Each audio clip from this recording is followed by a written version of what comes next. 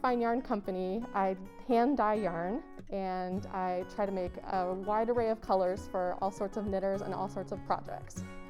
It's superfine, which is a type of yarn that's very thin, so a lot of people think it means I only dye that type of yarn, but I actually thought it was kind of funny because it's a woman-owned business. I've been a knitter for a long time and wanted some colors that I didn't see out there. My aunt taught me to knit, and we'd go to fiber shows, and slowly I actually started with Kool-Aid dyeing, which just got me into it and just played around on my stovetop, and it just exploded from there, where I got a studio and started with acid dyes and just went on from there.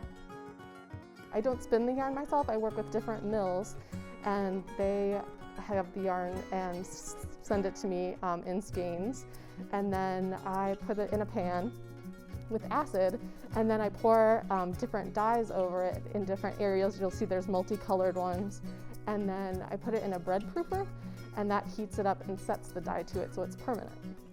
I do a mix of different types, so I started off with really bright colors and really pastels, and then kind of as I went through maybe my second year, I added some grays and some beiges and some other colors, so I just kind of whatever strikes me on that day when I'm kind of going into dye. Especially you kind of need color inspiration for the day too, especially if I'm sending it to a yarn shop. I want to have multiple colors for them so their customers can work with, you know, and pick out different colors for a shawl. So I'll have to think, oh, gray and peach, and, you know, kind of while I'm planning out my day of dyeing. Purples do well, multicolored ones do well. Actually, ones with kind of a lot of going on, I think do well just because maybe it's unusual. So you want to, you know, if you're knitting a shawl, you'll have something that stands out and people would ask you about it. Most of them are wool blends. So most of them are merino and then have something else in them as well. Some have nylon, and that gives it strength for like socks or sweaters. So there's different types or things that are added in. Alpaca gives it kind of a fuzziness, so it just depends what you're looking to knit. First-time customers or new knitters, when they walk in my booth, they sometimes need to know about the different weights of yarn. So sometimes it's easier for new knitters to use thicker yarn because it doesn't get, if it gets tangled, it's easier to see.